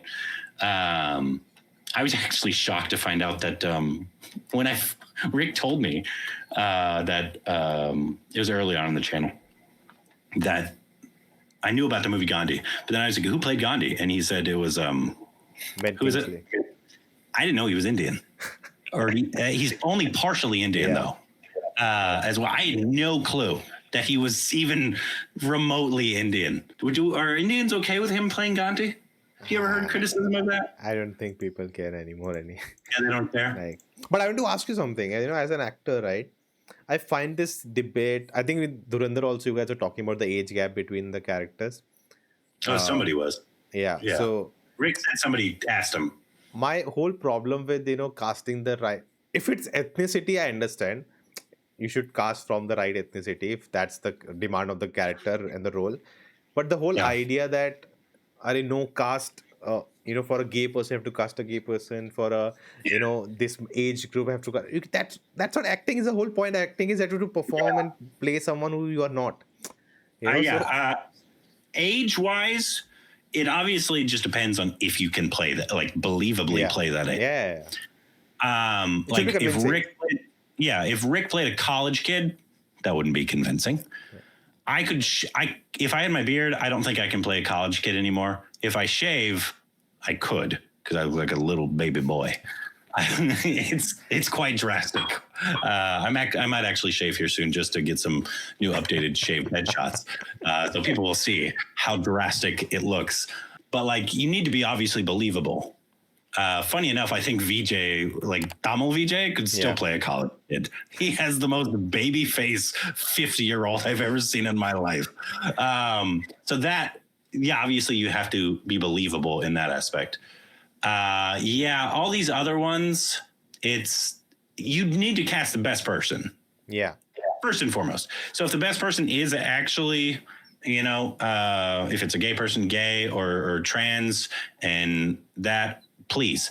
The issue I have is like, okay, that trans actor that is now playing a trans person in this movie, are they now only allowed to play trans people? Or are you going to allow this trans person to play a different role who is not trans? Yeah. They should be able to, because they're an actor. So they can play. Rick is in the same agreement there. I know there's a big debate in terms of in India with age gap in love interests. I know because there's a lot of history there. I know Bollywood especially, but I know every industry kind of does the old leading actor with a very young girl thing. It doesn't really bother me. I know it bothers some people. I leave that up to Indians who know the ins and outs of all that. I'm just like, were they believable and fun on screen? That was fine for me. I don't. Do you have a problem with it? Like the age gaps and all that? As you said, right? The best person to fit the role. If it's working on screen, I don't care at all. Yeah. Like the whole point of a film is that I say this, that a film cannot be a democratic process. You'll never able to make a good film. No. You have to, everything has to happen the way the actor wants, and whatever it is illegally, he will do it or she will do it. You cannot put these expect ideas that, how can you cast that person and how can you show this and how. No, he's the actor's vision. You judge what the actor has done. Don't judge of what he should have done and what he didn't do. I think that's where the criticism also goes in the wrong direction. Yeah, I agree. Man, it's weird. I've never understood that one. But I know I do see Indians complain about it sometimes. The age gap of the men and the young women in particular, for the lead and heroine and the hero and heroine. But I know there's history there, so I just leave it to them to argue. I think it's subjective to everyone, but it cannot be a definitive that you cannot do it. Like, that's not how films are made. That's not how acting works. Coming back to your personal life, do you have regrets in life? Like, regrets? Like, do you believe in, not believe in, but you always have, like, maybe if things would have been like this or like that, like you feel like maybe that time would have done things differently. Do you ponder it, or do you just live in present? No. Yeah, no. I don't. Yeah, I'm not a big, Rick will probably give you some pontificated answer. That's a lot more maybe elegant than what I would say. But no, I don't have any regrets, at least yet. Do I wish at certain points, if I was walking in a mall and a big producer said, "Do you want to be in my movie?" Yeah, I wish that. But I can't really change that now. Also, like, I've been married 14 years, by the way, and 3 children, young children. And so, currently, at least, I don't have a lot of time to ponder that kind of stuff. But no, I'm not really big on the regret thing. Do you think, looking back, maybe if you were not doing YouTube, you could have pushed your acting career more, or do you think you are doing the best you can? No. I think the biggest thing that could have helped, at least in my younger years, was being single in Hollywood, because I could have just gone to every single schmoozy bougie party. And, because unfortunately, a lot of acting and a lot of getting roles is networking. And, I wanted to be home with my wife because I like being with her. So I'd say that's really the biggest thing that I have agents and managers who, submit me, and the pursuit of acting has not really stopped. We were supposed to be two Bollywood movies, and both have fallen through. One was a really big director. Okay. It was Vishal Bardwaj. It didn't fall through because of him. It just fell through, I think, mostly because, and I think that's why both of them have fallen through. They see how expensive it is, and this is why white actors in Indian movies are terrible. Is because it would cost them so much to get, not only pay us, and we wouldn't require like what we get paid here to get paid in India, but to get us to there, tickets alone, just for flights, are at minimum $900 a piece for probably a small, less than supporting part, usually for a white person in an Indian movie, right? Yeah. It's going to be a small part. And so that alone, the ticket alone, is going to be more than you would usually ever pay a white person for an Indian movie. Yeah. Even Mark Bennington, I don't know how much he gets paid, but I guarantee it's not that much. But he lives there, so I guess.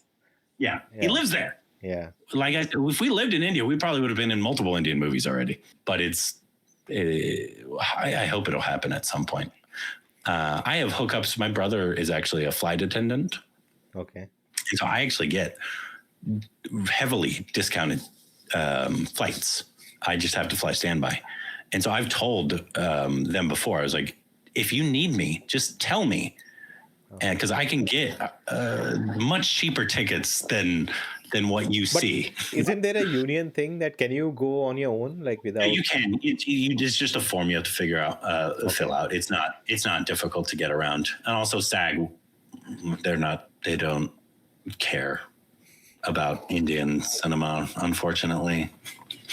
So it's not like I could literally go there, not tell them a thing, come back, and they wouldn't know anything. They would literally never figure out. It's unfortunately, it's just how it is. I mean, yeah, like they can't be on every set. Like they're not even on big sets. Like they can go to the set, but oftentimes you'll never see a SAG worker like coming to check on set. Yeah. Even though they can and they have, but it's like, it's not something that they don't have the manpower to track everything everybody does. But talking about regrets, let's talk about Rick. Yeah. Sorry, Rick. Nice. I just had to crack that. Nice one. I like it. I don't know if you have been told about this, but just the idea of, he was your teacher, right? And there is an age gap between you both. And I don't know if you've been told before that it's weird to see both of you the way you interact. Like for us, how we think of our teachers, it's that this is so bizarre that how can you talk to him like this? And that the relationship is so wild for Indians, especially how we grow up of, thinking of our teachers. Even if, I have teachers who are my friends, but there's always this, what do you call it? Yeah. Level of respect. Yeah. And the decorum you have to maintain kind of somewhere. No. One, I'm just not that person in terms of, I just, not that I don't respect my teachers, but I'm also, especially now as an adult, I treat people as just you're another person. And Rick, I mean, he's basically a child at heart. And so he's never been taking himself that seriously either. And so we've always had a fun relationship. Like even when I was a student, we would, joke around, and he's a silly guy. But then the friendship started more after when he was out here in LA and I was still in Texas, asking him to, what his thoughts on me coming out and trying to pursue acting and all that kind of stuff. And I came out here. I lived with him for a little while. In a spare room of theirs. That was right when I came out though. But yeah, no, he's just it's just who we are. It's just, we're silly people. And also obviously in India, it's just a much different cultural thing as well. Yeah. I mean, I'm not like this with all my teachers. I guarantee you that. Sure. This is, he's honestly the only teacher that I'm still in contact with from any of my school years. But yeah, I get why it's weird. But I think now it has translated way over from being a teacher-student relationship to friends, right? So, Oh yeah, no, yeah, it's been that for a long time. but how Yeah, did well- you both decided to like do a YouTube together? Like, Well, like I said, we had been out here for many years. We'd always, watch movies together, watch the Oscars together. That's a big thing, and especially LA.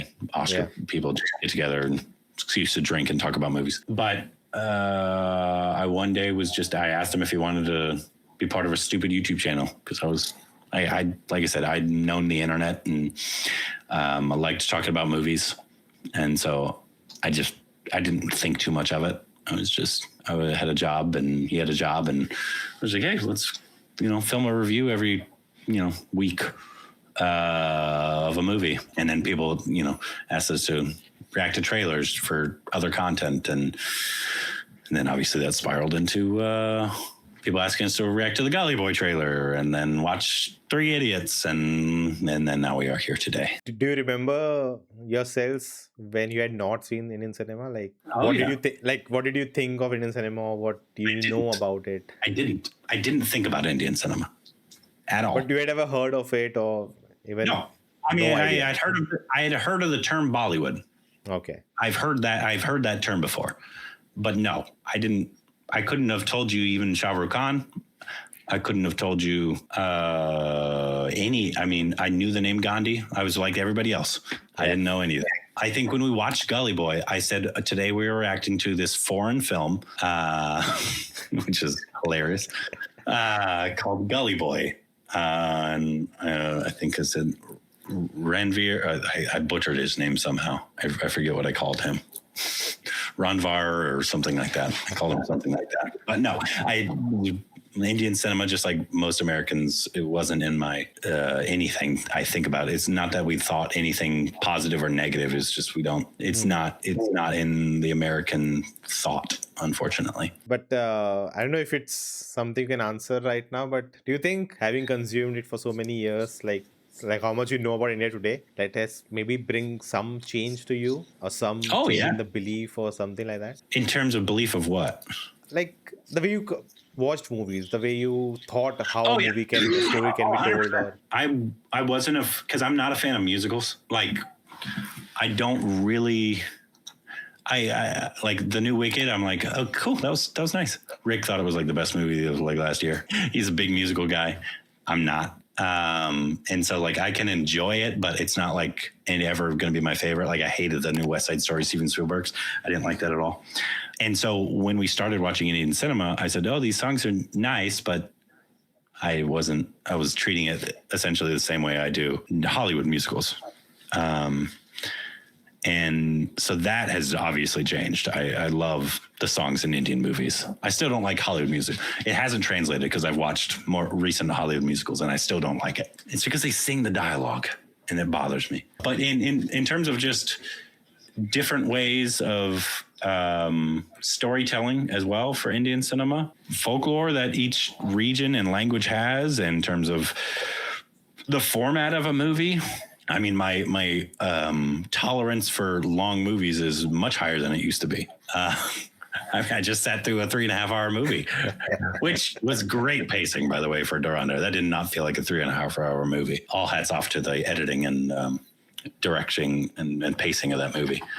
But yeah, no, it's definitely changed me and the way I view movies as well. Do you believe in destiny or fate? No. That is all written. I think Rick might. I think he probably would answer that as he does. But he's a lot more romantic about life than I am. No, I'm typically not a destiny or fate guy, no. I don't know why I felt you are more romantic than him, considering... I'm more romantic for my wife. I'm more romantic for my wife. That's about it. In terms of like, I don't romanticize life or situations very much. I'm a pretty logical person, a realist about most things. Do you think that approach translates to the kind of films you like and enjoy more? Oh, probably. But I can enjoy most movies though. I can appreciate like a bad movie. If it's really bad, I can still enjoy it. for being a bad movie. I like watching sometimes really, like, I don't know if you've ever seen The Room or Troll 2 or these really, really awful movies, but it's fun because they're so bad. So bad, Rick they're so cannot, good. yes. But Rick cannot do that. Rick is an emotional watcher with movies. I am not, which I think does balance it out a lot. It makes, when Rick really loves something, he's very passionate. He articulates everything he loves about it. And the same is said when he hates a movie as well. If he starts to really not like something, it kind of just everything spirals because he's an emotional watcher. And so even if you like something in the beginning, if it really starts going sour, he's like, everything was awful. Whereas I can kind of see things more objectively because I'm not emotionally usually watching a movie. Like I said, I've never cried really in a movie. Ever. You've said that before. Yeah. I've teared more recently, more about like father and son or kids things. But I've never like full on bawled in a movie. Rick, apparently bawls like every movie that he watches in. I think it has to do with my ADHD, I think, and just how I can consume. Because often when I'm watching a movie, I'm thinking about how it was made. Yeah. Or I'm thinking about, I wonder what scene that was for that actor. Yeah. Like I'm thinking about so many different things that it probably shouldn't be while watching a movie, but it probably takes me out of where I'm supposed to be emotionally watching the movie, invested in it. It's like you say, right? When you know the tricks behind the magic, you can see through it, and that kind of ruins the experience of it. Like it's like a curse to know that, right? Knowledge is curse. 100%. Kind of ruins 100%. it. Also, just how people I think watch movies. I think it's even if you're in the industry, and that does change how you watch it. I still think it. I think it goes. I don't think people can really help how they watch a movie. I think it's just you're born and this is how you watch a movie. I don't know if do you think you can change how you watch a movie, or have you always watched a movie a certain way? No, I think it has changed. See, the thing is, I would say before film school, that's where I really got into cinema in that sense. Like I'd not seen classics. You watch cinema differently after film school? Yeah, because I just understood how it's made. So I can appreciate the craft behind it, not just the story and acting and the basic stuff. So I could like follow like the patterns they're trying to use to induce a certain effect from the story. So like this, that's what makes me excited. Like how the edit was used, what camera lens, like not particular lenses, but how they use the camera to tell us different emotion or to tell a story. So that kind of like in the recent Mammootty film, right? Like if it spoilers is a serial killer. Don't spoil me for the new film, please. No, sorry. Because I will be watching that movie. The only thing I can say is it's not a spoiler, but you see multiple victims, right? Like what most serial killers do, right? You see one victim, you're done with that, then you jump to the other, then you jump to the other. Yeah. In this film, through the edit, they create an effect that it's like a montage where he's with one, and then he cut to with some other. Then he's cut to with the other. So that kind of shows the scope he has. But it's not, we are just not linearly following it. So that effect it creates that it's infinite. Oh my God, he's just doing it forever or what? The feeling it creates through the edit. So that's something I enjoy talking about, I talk about Dhurandhar, like, right? People are talking about Akshay Khanna is everything, right? Akshay Khanna seals the show and all. But I feel like no one's talking about what Ranveer did. Like what Ranveer didn't do. Because he stand like to a lead actor to stand in the background and to perform, So there's a scene, right? The whole thing that has gone viral. Akshay Khanna comes out of the car, and if you look at that scene, you can see Ranveer just, noticing what's going on. He's acting like a henchman of this guy. Yeah. In the later scene, the guy has to give him the list of what weapons he needs, and Ranveer sees that he has to get up. So he takes a list from him and hand it over to the other person. As if he's a henchman. Like he's like a side character in this. Yeah. I guess that's amazing. I said that in the review, that I think it was almost at an interval. I leaned over to Rick and I said, Ranveer hasn't really had much dialogue at all yet. At least he had a little more in the second half of the movie. Obviously, his body was massive. He was a massive individual in this. But I think it boils down to one. Akshay Khanna obviously had a very noticeable performance. Yeah. And rightfully so. Great performance by Akshay Khanna. And I thought, even though it was more of just Sanjay Dutt being Sanjay Dutt, but I thought he gave a really fun performance as well in Sanjay Dutt. But it's a lot of times people that maybe not that they don't understand acting or cinema, they don't notice smaller performances. They notice the bigger ones, the jokers of the world, the things that are eccentric. Yeah. And I love those performances as well. They're a lot of fun. But yeah, that's why he at least maybe he will in the second one, because I'm assuming I don't know if he's still going to be undercover. Backstory because Yeah. So you might get to see him go a little more crazy. Yeah, I thought he did a great job, but it's kind of similar to just Gully Boy. Yeah. It's a small for Ranveer, for his massive personality and persona to come down here and be really small, and in this film in the background a lot of times. Yeah, I thought he did a fantastic job. I'm just glad it's socially acceptable to like him again, so that's fun. Because people were hating on him for a long time, and he's a talented actor. Do you think the contrast of his personality versus the roles he plays helps to appreciate his performance more, because it stands out more? Yeah, well, because when we first saw Gully Boy, we were talking about Alia. Yeah. And we said Ranveer, he was good. Now we've gone back and we've seen him more than once, and we know him, and we're like, oh yeah, no, that was a really good performance for him. But I've not seen a bad performance from Ranveer. I've not seen Circus. I've not seen multiple of his films, so I'm not saying he can't give a bad one. I'm sure I heard Circus was awful, but I've never seen Ranveer give a bad performance, at least in the 8 movies of his I've seen. Maybe have I seen 8 movies of his? Yeah, I think his first film, Band Baja Barat. Saw that one. Lutera. So Gully Boy, Vitera, yep. Gully Boy 3, Dhurandhar 4, Padmavat 5. Bajirao Mastani 6.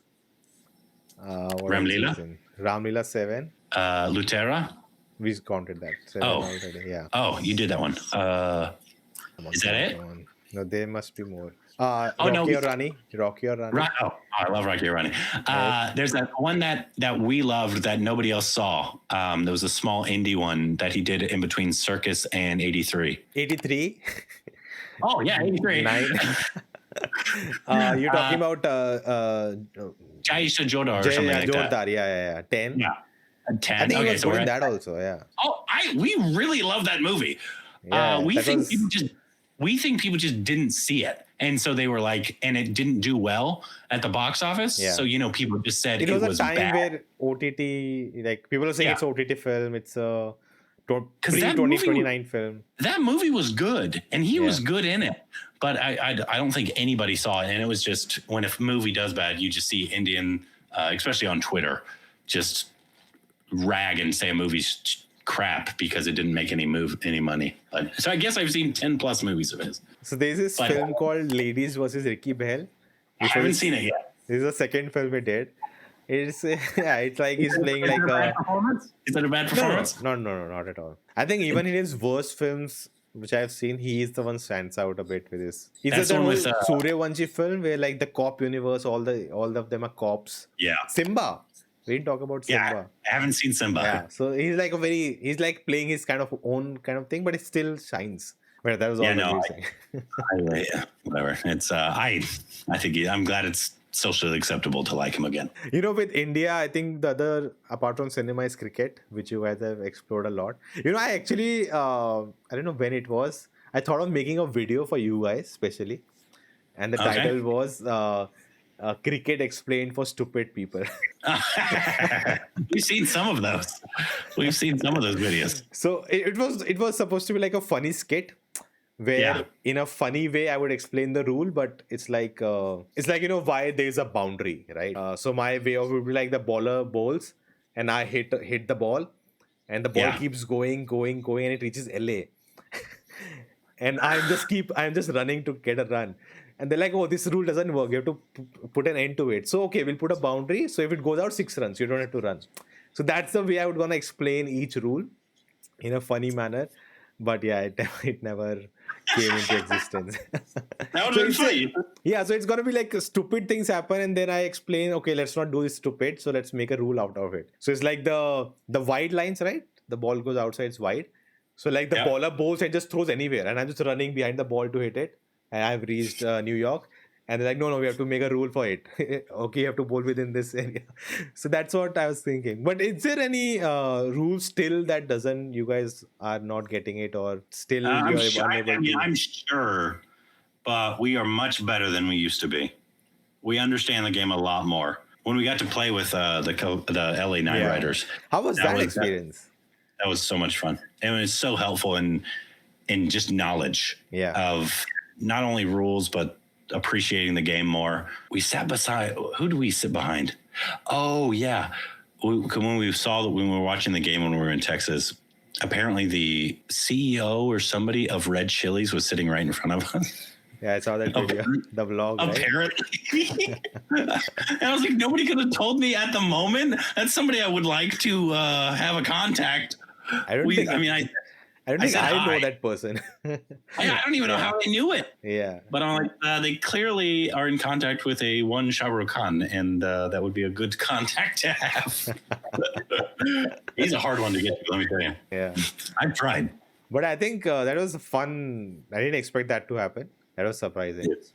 Yeah, that was a lot of fun. You guys are able to catch the game now? Like, it's like easy to follow? Much easier than it used to be, yeah.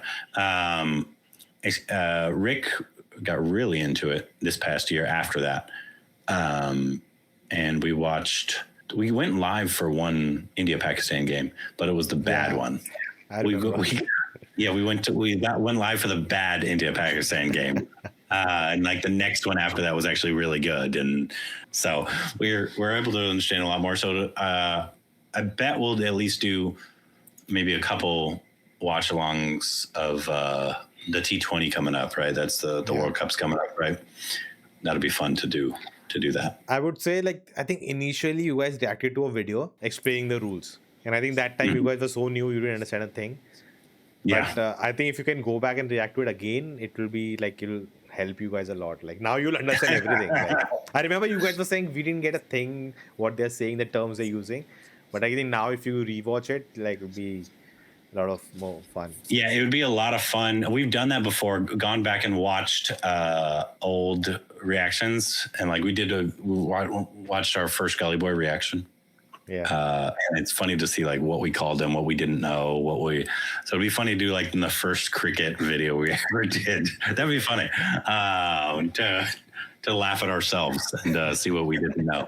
That'd be funny. 2 things I have: rapid fire and a game called This or That. I know you love rapid fire, so I tried my best to make it fun. But I'll try to actually be rapid. I'll try to be rapid. I'm more excited for the This and That game. Anyways, so let's begin with a rapid fire with Korbin. Okay. Ready? Yeah. Your favorite Indian film ever? Oh my God, that's too hard. That is what? Indian film ever? I thought these were going to be easier. I will just say Sholay. Let's just say Sholay. Okay. Okay. What was the first film you showed to your? Come on, Leland. First Indian film. Yeah. He hasn't seen one because he can subtitles. You got to read subtitles. Yeah. He's seen the song. There's 2 songs that are very popular in our house, Indian songs. One is Jadoo. The song Jadoo, Jadoo, that song, and then the Bebo. They call me Bebo. That song is very popular in our house.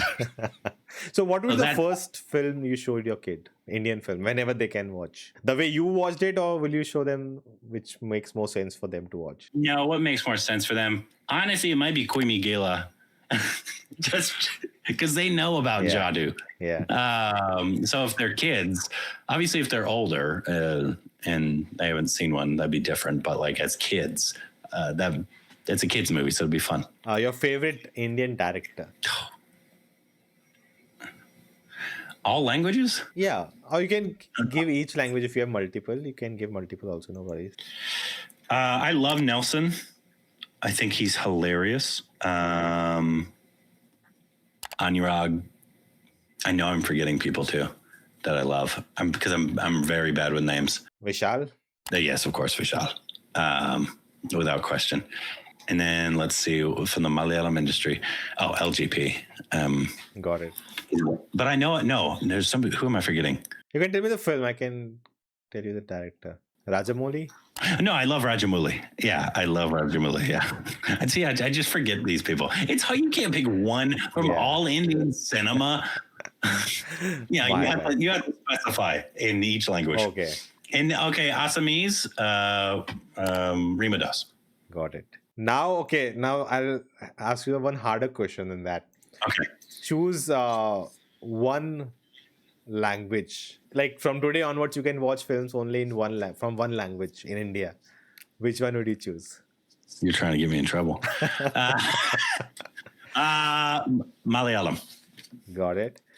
If you now it's even Hollywood, okay? One film you have to choose that you can watch your entire life. Like from now on, you can only watch one film in your life.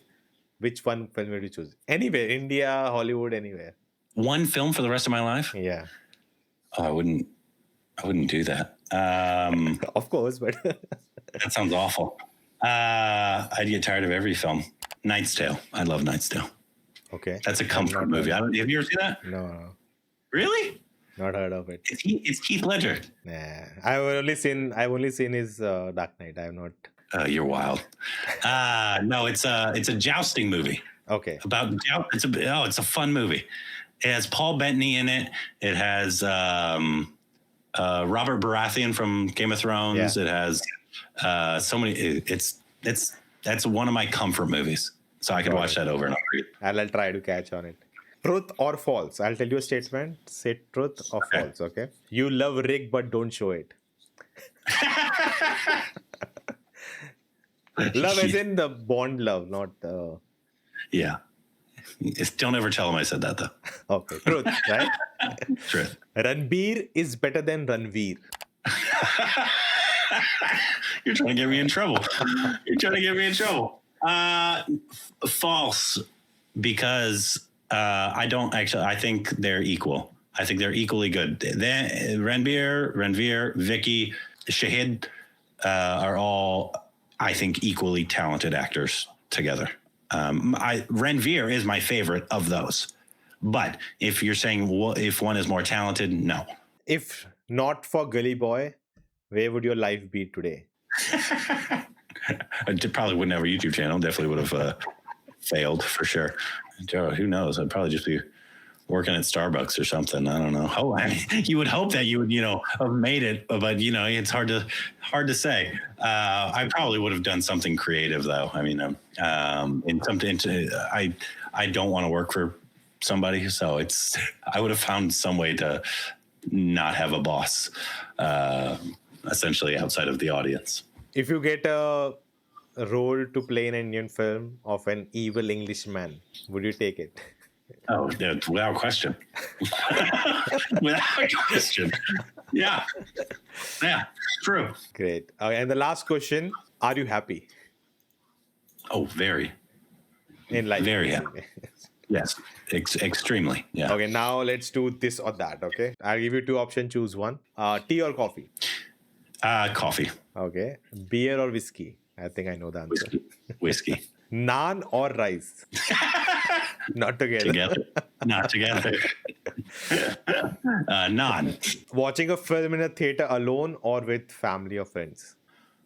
I mean, the communal experience is always better.